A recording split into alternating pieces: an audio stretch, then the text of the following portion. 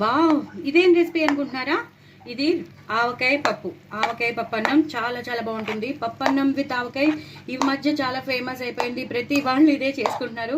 ఇవాళైతే నేను క్యాబేజీ పెసరపప్పు శనగపప్పు చేసిన పప్పుని సాయంత్రం అన్నం ఉండిపోతే ఆ అన్నంతో చేసేస్తాను అనమాట. పొద్దున అన్నం వండాను, కానీ మళ్ళీ రాత్రి వెరైటీగా కావాలంటేను నేను ఆవకాయ ముద్దపప్పు, అంటే ఆవకాయ ముద్దపప్పు అనేది అసలు స్టార్ట్ చేశారు, కానీ మనం ఇంకా రకరకాలుగా ఒక్కసారి ఇన్వెన్షన్ వస్తే, డిస్కవరీ వస్తే మనం ఊరుకోం కదా, రకరకాలుగా చేసేసుకుంటాం.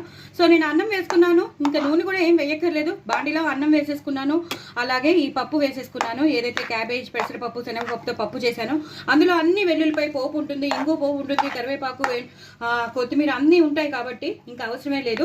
ఇప్పుడు నేను ఆవకాయ వేసేసుకున్నాను. తగినంత ఆవకాయ నూనెతో ఉన్నది వేసేసుకుంటాను. చాలా చాలా బాగుంటుంది ఇలా కలిపేసుకుంటే. నాకు లెఫ్ట్ హ్యాండ్ కాబట్టి నాకు ఇబ్బంది అవుతుంది. ఇలా కొత్తిమీర మాత్రం లాస్ట్లో వేసేస్తాను, సో దట్ మంచి ఫ్లేవర్ వస్తుందని. ఇలాగ మొత్తం ఆవకాయను ఆ పప్పు అంతా కలిపేసుకోవాలి. కలిపేసుకుని లాస్ట్లో ఇంకొకసారి నెయ్యి వేసుకోవాలి. నెయ్యి ఇంకొక స్పూన్ వేసుకున్నా పర్వాలేదు, లేదా మనం తినేటప్పుడు వేసుకున్నా పర్వాలేదు. మొత్తం పప్పు ఈ ఆవకాయ ఈ అన్నంలో కలిసిపోవాలి.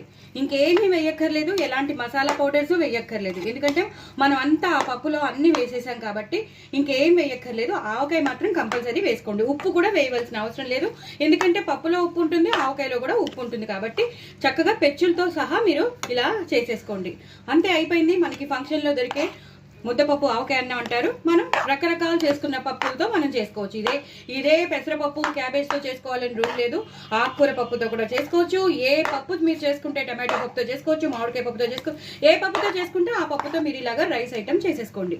సూపర్ ఉంటుంది. నేను సరిగ్గా మంచిగా కలుపుకుంటాను. తర్వాత ఫ్రాక్చర్ హ్యాండ్ కాబట్టి కలపలేకపోతున్నాను, బట్ వెరీ వెరీ టేస్టీ. పిల్లలకి చాలా ఇష్టపడతారు. ఈ మధ్య పిల్లలే కాదు పెద్దవాళ్ళు కూడా ఇష్టపడుతున్నారు, దీనికి ఫస్ట్ ప్రిఫరెన్స్ ఇస్తున్నారు. సో నా ఛానల్ మాత్రం సబ్స్క్రైబ్ చేసుకోవడం అస్సలు మర్చిపోద్దు. బాయ్ అండి.